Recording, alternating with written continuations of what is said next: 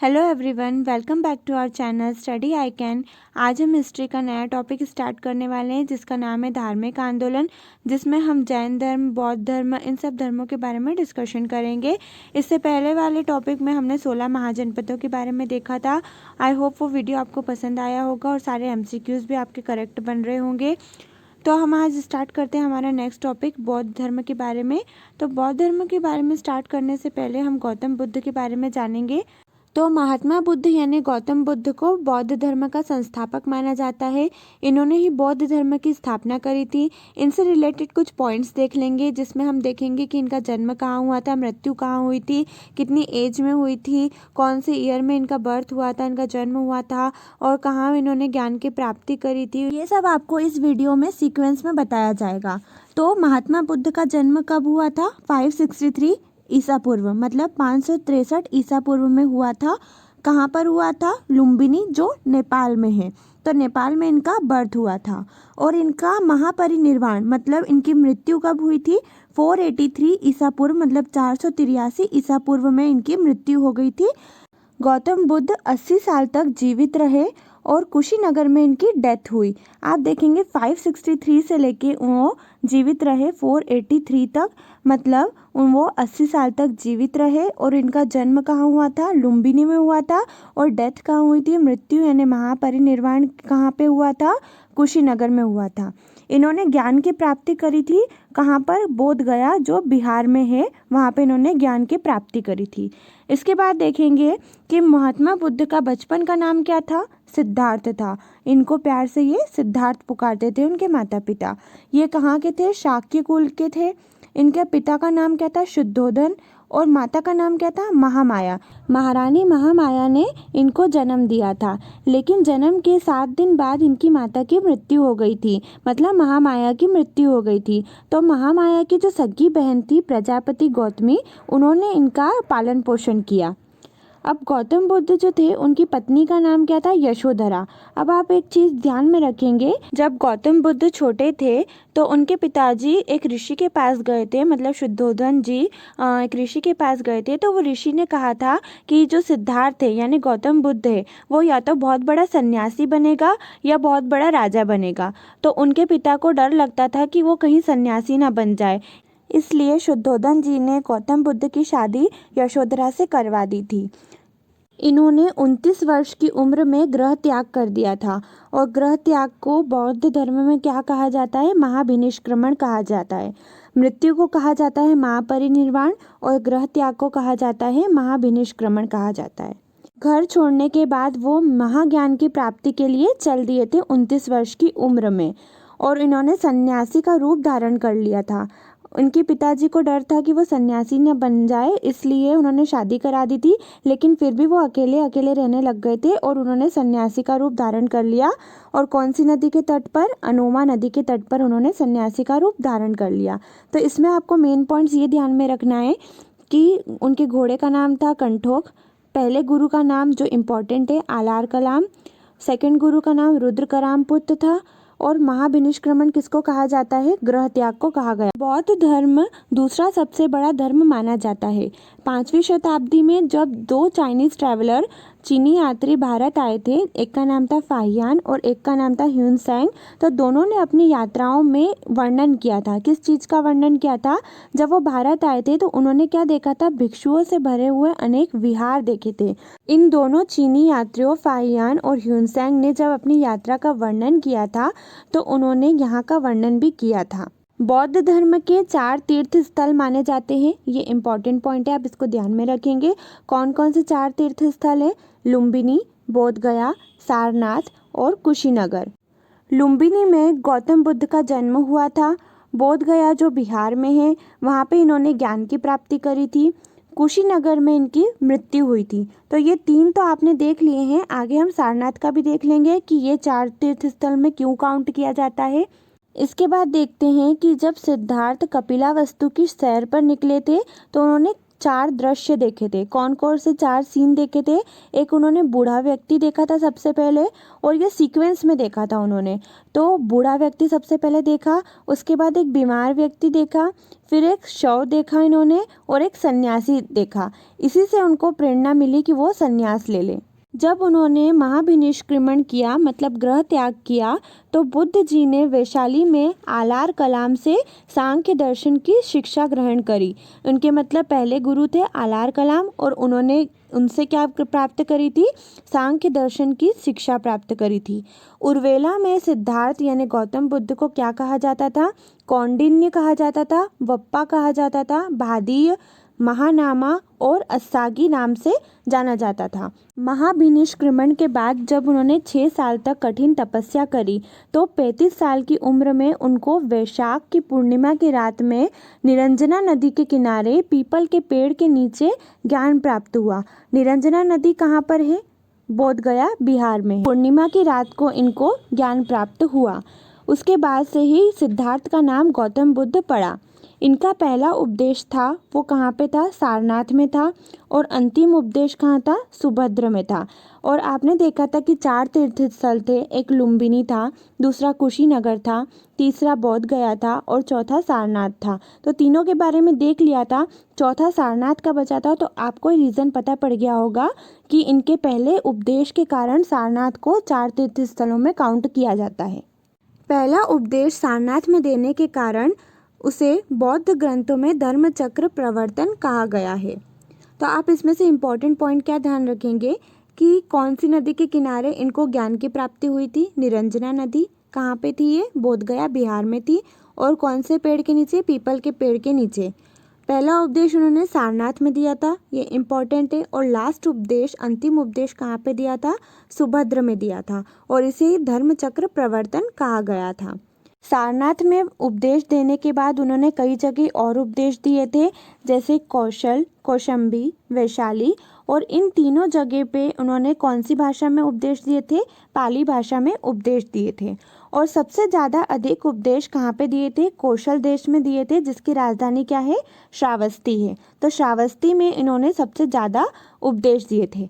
पहला हो जाएगा हमारा, कहाँ पे दिए थे? सारनाथ में दिया था। लास्ट हो गया सुभद्र, और सबसे ज़्यादा कहाँ पे दिया था? श्रावस्ती में दिया था। इनके कुछ फॉलोवर्स भी थे। तो कुछ प्रमुख फॉलोवर्स यानी अनुयायी थे, वो कौन थे? बिंबिसार थे, प्रसेनजित थे, उदयन थे। इनके जो उपदेश थे जो पाली भाषा में लिखे हुए हैं, वो कहाँ पर संकलित थे? त्रिपिटकों में संकलित थे। ऐसा माना जाता है कि गौतम बुद्ध की जब मृत्यु हुई थी तो उनके शरीर के अवशेषों को 8 भागों में बांट दिया था, और उन 8 भागों में बांटने के बाद उन 8 भागों पर स्तूपों का निर्माण किया था। मतलब 8 स्तूप बनाए गए थे। बौद्ध धर्म के बारे में हमें ज्ञान कहाँ से मिलता है? पाली त्रिपिटक से मिलता है। बौद्ध धर्म में पुनर्जन्म की मान्यता भी है। तृष्णा को छिन्न हो जाने की अवस्था को ही बुद्ध ने निर्वाण यानी मृत्यु कहा है। मतलब बुद्ध ने ये कहा था, जब इंसान की सारी इच्छाएं नष्ट हो जाती है, खत्म हो जाती है, तो उसे निर्वाण कहा गया है। इनके प्रमुख शिष्य कौन थे? आनंद और उपाली। इनकी एक महिला शिष्य थी गौतमी बुद्ध। बौद्ध धर्म में धर्म ग्रंथ को त्रिपिटक कहा गया है। गौतम बुद्ध या बौद्ध धर्म के फॉलोअर्स को 2 भागों में विभाजित किया है। एक है भिक्षुक और एक है उपासक। जो संन्यास लेते हैं और बौद्ध धर्म का पालन करते हैं वो भिक्षुक कहलाते हैं, और जो घर में ही रहते हैं, गृहस्थ जीवन व्यतीत करते हैं और बौद्ध धर्म का अपनाते हैं, उसे कहते हैं उपासक। और उपासक के लिए मिनिमम एज यानी न्यूनतम आयु कितनी होनी चाहिए? 15 साल। तो 2 अनुयायियों में विभाजित है बौद्ध धर्म, एक है भिक्षुक और एक है उपासक। एक घर में रहकर बौद्ध धर्म को फॉलो करने वाले और एक संन्यास लेकर बौद्ध धर्म को फॉलो करने वाले कहलाते हैं भिक्षुक। जो भी बौद्ध संघ में प्रविष्ट होता है उसे उपसंपदा कहा जाता है। प्रविष्ट बौद्ध धर्म के 3 रत्न थे, एक है बुद्ध, एक है धम्म और एक है संघ, जिसकी मिनिमम एज न्यूनतम आयु कितनी होनी चाहिए? 15 साल होनी चाहिए। सबसे पहले जो धार्मिक जुलूस निकला था वो बौद्ध धर्म ने निकाला था। बौद्ध धर्म में और जैन धर्म में एक समानता है कि ये दोनों धर्म ईश्वर को नहीं मानते थे। ये लोग कैसे थे? नास्तिक थे, अनिश्वरवाद मानते हैं। सबसे ज़्यादा बुद्ध की मूर्तियों का निर्माण हुआ था वो गंधार शैली के अंतर्गत हुआ था। इसमें काले और सफ़ेद रंग की मूर्तियाँ बनाई जाती और ये गंधार शैली भारतीय प्राचीन कला है। संसार के दुखों से दूर होने के लिए गौतम बुद्ध ने 8 मार्ग दिए थे। अष्टांगिक मार्ग कहा जाता है जिसे। वो 8 मार्ग थे: सम्यक दृष्टि, सम्यक संकल्प, सम्यक वाणी, सम्यक कर्मांत, सम्यक आजीव, सम्यक व्यायाम, सम्यक स्मृति, सम्यक समाधि। तो ये 8 मार्ग दिए थे। इन पे जो भी इसको फॉलो करेगा वो संसार के दुखों से मुक्त हो जाएगा। अब बौद्ध धर्म के प्रचारक भी थे। तो जो प्रमुख प्रचारक थे उनका नाम है अंगुलीमाल, मिलिंद यूनानी सम्राट, सम्राट अशोक और हेनसांग। बौद्ध धर्म के मूल तत्व थे तो कौन कौन से मूल तत्व थे? 4 आर्य सत्य। 4 आर्य सत्य कौन कौन से थे? एक था दुख, दूसरा था दुख समुदाय, तीसरा था दुख निरोध, चौथा था दुख निरोध मार्ग। दूसरा मूल तत्व था अष्टांगिक मार्ग, जो 8 मार्ग मैंने आपको इसके पहले वाले स्लाइड में बताए हैं। तीसरा है प्रतीत्य समुत्पाद, चौथा है अव्याकृत प्रश्न, जिस पर बुद्ध मौन रह गए थे। लाखों प्रश्न पूछे गए थे लेकिन 14 ऐसे क्वेश्चंस थे जिस पर बुद्ध ने कोई जवाब नहीं दिया था, वो मौन रह गए थे। इसका मतलब ये नहीं था कि उनको उन क्वेश्चंस का आंसर नहीं देते आता था। इसका मतलब ये था कि वो ये सोचते थे कि ये अव्याकृत प्रश्न है, मतलब ये व्याकरण सम्मत नहीं है। नेक्स्ट तत्व है बुद्ध कथाएं। बौद्ध धर्म के त्रिपिटक के 3 भाग है। पहला है विनय पिटक, दूसरा है सुत्त पिटक और तीसरा है अभिधम्म पिटक। बौद्ध धर्म में जो गौतम बुद्ध थे तो उनसे एक इंटरेस्टिंग चीज़ ये पता पड़ती है, गौतम बुद्ध की जो जन्म हुआ था वो वैशाख मास के शुक्ल पक्ष की पूर्णिमा पे हुआ था। इनका देह त्याग यानी निर्वाण कब हुआ था? वो भी इसी दिन हुआ था। और उन्होंने जब ज्ञान की प्राप्ति करी थी वो भी इसी दिन ज्ञान की प्राप्ति करी थी। इसलिए उक्त पूर्णिमा यानी शुक्ल पक्ष की जो पूर्णिमा है वैशाख मास की, उसी के दिन बुद्ध जयंती भी मनाई जाती है और निर्वाण दिवस भी मनाया जाता है। इसके बाद हम 4 संगति देखेंगे गौतम बुद्ध की। तो प्रथम बौद्ध संगति के बारे में बात करते हैं। तो प्रथम बौद्ध संगति जो हुई थी 483 BC, 483 BC में हुई थी। उसके शासक कौन थे? अजातशत्रु थे। और कहाँ पर हुई थी? राजगृह में सप्तपूर्णी गुफा में हुई थी। इसके अध्यक्ष कौन थे? महाकश्यप उपली थे। इसके परिणाम स्वरूप 2 पुस्तकें आई, सुत्त पिटक और एक विनय पिटक। सुत्त पिटक में क्या हुआ था? बुद्ध की शिक्षाएं लिखी गई थी, वो सुत्त पिटक में है। और विनय पिटक में जो बौद्ध धर्म के फॉलोअर्स रहते हैं, शिष्य रहते हैं, उनको किन नियमों का पालन करना है वो नियम इसमें निर्धारित है। तो विनय पिटक में आपको नियम मिलेंगे और सुत्त पिटक में जितनी भी शिक्षाएं हैं गौतम बुद्ध की कि उनके मृत्यु के बाद भी आगे उनका धर्म चलते रहे, तो सब लोग उसको फॉलो करें, तो वो सारी चीज़ें इसमें सुत्त पिटक में मिलेगी। और वो किसने लिखी थी? आनंद ने। और विनय पिटक किसने लिखी थी? उपली ने लिखी थी। द्वितीय बौद्ध संगति के बारे में देखते हैं। तो द्वितीय बौद्ध संगति 383 BC में आई थी। उसके शासक कौन थे? कालाशोक, जो शिशुनाग वंश के थे। स्थान कहाँ पे था? वैशाली था। अध्यक्ष सब्बकामी था। तृतीय बौद्ध संगति कब हुई थी? 250 BC में, 250 BC में हुई थी। इसके शासक कौन थे? अशोक थे। कहाँ पर हुई थी? पाटलिपुत्र में। अध्यक्ष कौन थे? मोगलीपुत्र तिस्स थे। तीसरी बौद्ध संगति के बाद अभिधम्म पिटक का संकलन हुआ। तो पहले क्या था? सुत्त पिटक था और विनय पिटक ऑलरेडी था। फिर जब तीसरी बौद्ध संगति हुई तो अभिधम्म पिटक भी आ गई। तो इस कारण से ये तीनों बुक मिलकर क्या कहलाती है? त्रिपिटक कहलाती है। चतुर्थ बौद्ध संगति के बारे में बात करते हैं। तो ये कब हुई थी? 72 AD यानी 72 AD में हुई थी। इसके शासक कौन थे? कुषाण शासक कनिष्क, मतलब कनिष्क इसके शासक थे। कहाँ पर हुई थी? कुंडलवन, जो कश्मीर में है। अध्यक्ष कौन थे? वसुमित्र। और उपाध्यक्ष कौन थे? अश्वघोष थे।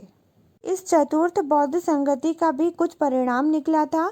तो इसके परिणाम स्वरूप क्या हुआ था, विभाषा शास्त्र नामक टीका का संकलन हुआ था। चतुर्थ बौद्ध संगति के बाद बौद्ध धर्म को दो भागों में विभाजित किया था। कौन कौन से, हीनयान और महायान। जब बुद्ध जीवित थे तब कोई भी संप्रदाय नहीं था, लेकिन जब उनकी मृत्यु हो गई, मतलब उनके निर्वाण के बाद, द्वितीय बौद्ध संगति में भिक्षुओं में क्या होने लग गया, मतभेद होने लग गया। तो उस कारण से दो पार्ट्स में डिवाइड कर दिए गए थे, एक था हीनयान और दूसरा था महायान। अब हीनयान और महायान में अपन डिफरेंस नेक्स्ट स्लाइड में देखेंगे। तो हीनयान क्या होता है, हीनयान छोटी गाड़ी को बोलते हैं और महायान किसको बोलते हैं, बड़ी गाड़ी या नौका को बोलते हैं। हीनयान को ही थेरवाद भी कहते हैं और महायान के अंडर क्या होती है, बौद्ध धर्म की तीसरी शाखा यानी वज्रयान भी आती है। हीनयान के अंदर पाली भाषा है और महायान के अंदर है संस्कृत भाषा। हीनयान के लोग जो रहते थे वो मूर्ति पूजा में विश्वास रखते थे और महायान के लोग मूर्ति पूजा में विश्वास नहीं रखते थे।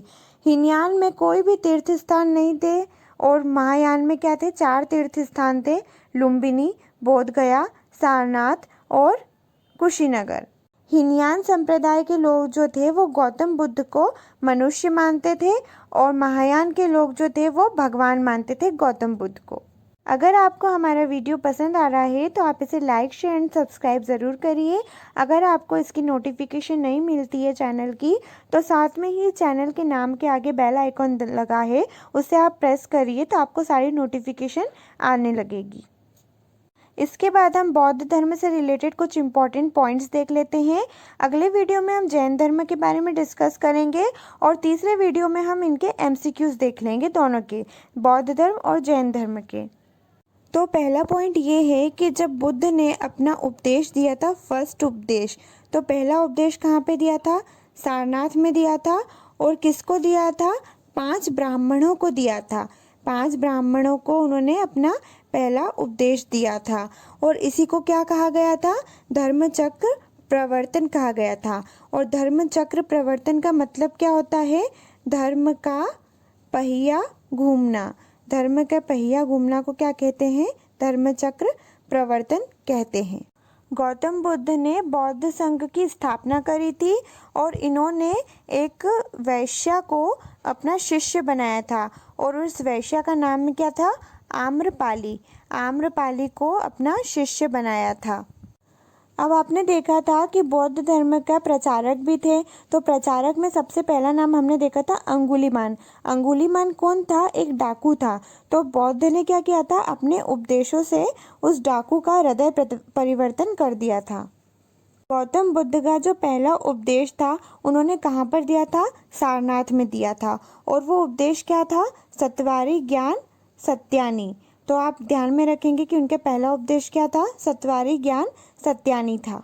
गौतम बुद्ध ईश्वर और आत्मा को नहीं मानते थे और उन्हें लाइट ऑफ एशिया कहा गया है। लाइट ऑफ एशिया उन्हें किसने कहा था, तो ये विदेशी जो थे आर्नोल्ड, उन्होंने गौतम बुद्ध को लाइट ऑफ एशिया कहा। बौद्ध धर्म भारत में समाप्त हुआ लेकिन वो विदेशों में भी फैला, इसी के कारण गौतम बुद्ध को लाइट ऑफ एशिया कहा गया है। अजंता जो महाराष्ट्र में है, बाघ जो मध्य प्रदेश में है, अमरावती वो भी महाराष्ट्र में है, ये सब गुफाएं जो है वो बौद्ध धर्म से संबंधित है। महाराष्ट्र में जो एलोरा की गुफा है वो जैन धर्म से भी संबंधित है, बौद्ध धर्म से भी संबंधित है और हिंदू धर्म से भी संबंधित है। हमने देखा था वीडियो में कि गौतम बुद्ध की जब डेथ हुई थी तो उनके जो शरीर के अवशेष हैं उनको 8 पार्ट्स में डिवाइड कर दिया था और उन 8 पार्ट्स में 8 स्तूप बना दिए गए थे।